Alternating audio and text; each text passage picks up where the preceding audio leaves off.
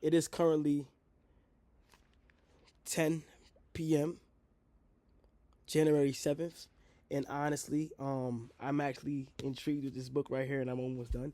And I just want to push myself to read even more. So I'm going to set not 15 minutes on the clock, but 10 minutes on the clock, to help myself speak. The reason I'm reading is to help myself speak.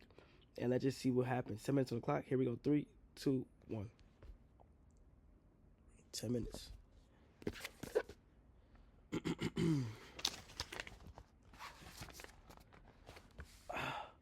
When we're tapped into our intuition and free from blockages that come from thinking, new inspiring thoughts and ideas can freely through as come through us as intended. And that is how we create goals out of inspiration instead of desperation. A question that significantly helps me settle my unhelpful thinking and tap into the limitless well of creative possibilities is this: if I had an infinite amount of money, had no fear, and didn't feel the need to receive any recognition, what would I do to what would I do or create? Try asking the question and seeing what comes up to you. You'll be surprised at what surfaces when you remove the barriers of fear, criticism, and self doubt. Let the inspiration rise to the surface, but then don't get caught up in thinking. Allow your true dreams to reveal themselves without shutting them down. To a mind without the limits of thinking, anything is possible. If you want to stay alive, nourish your body. If you want to feel alive, nourish your soul. Nothing is either good or bad. There is nothing either good or bad, but thinking makes it so. Picture a piano with 88 keys. When we look at a piano, we don't point out specific keys and say that they are bad or wrong. We only think a particular key is wrong if it sounds unpleasant in the context of a piece of music. Outside of the context of song, the piano has no wrong keys, only notes that can be combined in infinite ways. Just like how there are no wrong keys on the piano, there are no wrong decisions in life, only different paths. All we have to do is choose which to take. If we categorize paths as right or wrong, we close ourselves off from the ocean of opportunities available to us. Now, when I say there is no right or wrong, I don't mean that this is a license to cause harm. It is absolutely not. What I mean is there is not one correct path when navigating your personal decisions on this journey of life. Knowing there is no right or wrong relieves us of the pressure to choose the right one. Take for example a hike up a mountain. On the hike there will be different spots where you can stop and look at the view. There are no wrong spots to stop to take in the magnificence of nature. And by being open to all places, we can see the view from different vantage points we haven't seen before. If you judge an option too soon, and you may be missing out on the most beautiful view yet. Even an option that seems lesser may hold unexpected benefits if you explore it further. Instead of looking for the right or wrong, good or bad, look for truth without judgment. But beware of falsehoods that you may have convinced yourself or your principles are the truth. The truth is really in the extremes, but somewhere in between. The actual truth is not subjective; it is true. But one person, but not for another. For one person, but not for another. Then it is not a universal truth. Look for what is universally true for every conscious human being on the planet, no matter who they are, where they're from, and what their background may be. This is the truth, and where you'll find everything you've been searching for. Remember that the truth is only ever inside, so don't try to look for it outside of you. What you obtain externally can always be lost, but what you find within yourself can never be taken away. An intelligent person is constantly learning, a wise person is always unlearning. How to follow your intuition. Have the courage to follow your heart and intuition. They somehow already know what you truly want to become. Everything else is secondary. Although there is no right or wrong decisions we can make, just like there is no right or wrong keys on a piano, there are decisions that are more aligned with us than others depending on the context. So then so so then so then how do we choose which path to take when we make decisions? We want to rely on non-thinking. The more we try to think, analyze, and ask for outside opinions, the more it causes unnecessary anxiety and frustration. Most of the time, we already know deep what to do. This is often referred to as our intuition, gut feeling, or inner wisdom. When we seek outside counsel, we're actually just looking to confirm what our intuition is already telling us. But inviting an outside opinion will more than likely lead to more self doubt. Only you can know what is right for you. No one else can tell you this. There will be mentors and teachers who can offer guidance, but the best ones will tell you to listen to your intuition and look within yourself for the answer. The truth is only ever within you. This is why many of us experience regret after following another's advice.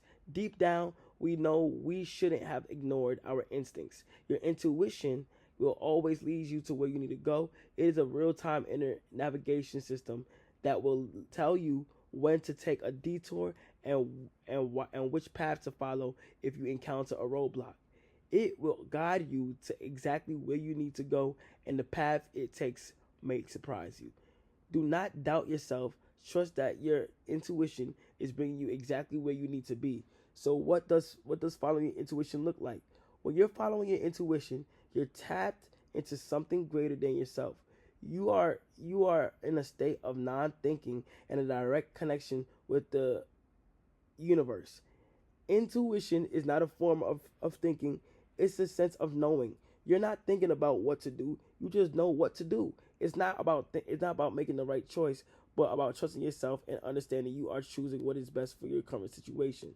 Instead of trying to make a decision based on whether something is right or wrong, good or bad, make a make it based on a decision that feels most expansive to you, most and most expansive and aligned with who you are and what you value most. Your intuition will tell you that the choice is when you act. What the choice is when you act. When you follow your intuition, they are guided by an innate intelligence we all have, and you will always know what you need to do. To return to a concept from previous chapter, trusting your intuition is how you operate when you're in a flow state.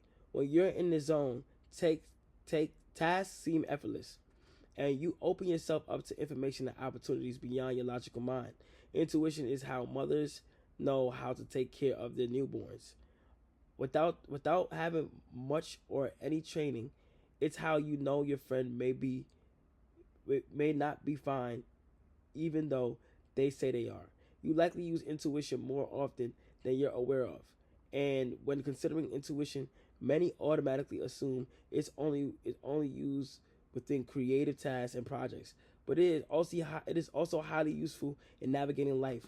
Whenever there may not be an obvious right answer, it is the gut feeling that tells us to leave or start a relationship or job, to move to a new place. It tells us when to marry someone or start a family, what new thing we should try, or which old habit we should stop, and whether to talk to a stranger who might end up becoming a close friend. It is that still quiet voice that always nudges us around, that always nudges us toward the things we need and the things that will help us grow most.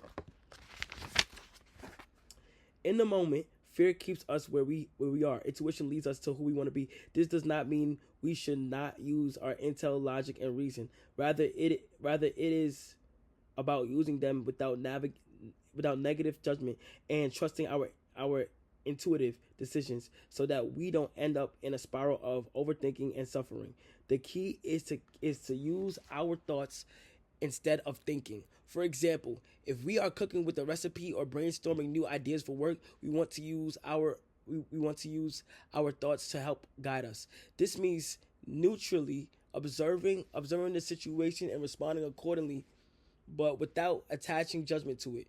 Too often, our thinking will kick in when executing these actions, and we'll end up thinking, "I'm not a good cook," or "I never have any good ideas." This negative story we create around the task is unnecessary and unhelpful. Our thinking minds us convince minds our thinking minds will convince us that we must have everything figured out, but buying into the belief will only cause additional stress and suffering. We don't have to have it all figured out, nor can we. How can our limited minds possibly understand and try to manipulate the entire world to our desires? The great news is that we don't have to know everything. All we have to do is trust in our intuition and have faith that our inner wisdom will show us the best way forward. When you ask people who are the most abundant, joyful, and successful, know they made it and what led them to make the decisions they did. If you, wow, that's crazy. As soon as I looked, 10 minutes, easy. Today we read for 25 minutes total. I'm on page 99. I'm reading to help myself speak better, and yeah, that's twice for the day. Later.